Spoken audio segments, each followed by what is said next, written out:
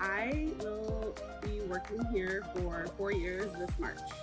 And what's your favorite thing about working here at Lichtsinn RV?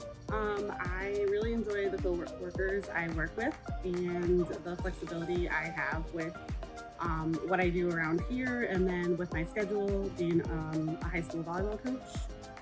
They work really well with my schedule for that, so I really appreciate that. If you went on a week-long RV trip, where would you go? I would really like to go along the East Coast, more of the upper East Coast, and probably during more of the fall time, just to see the scenery and the history parts of that. So. And what do you like doing in your free time when you're not at work? I enjoy being with my family, and my girls are involved in a lot of things, sports in particular.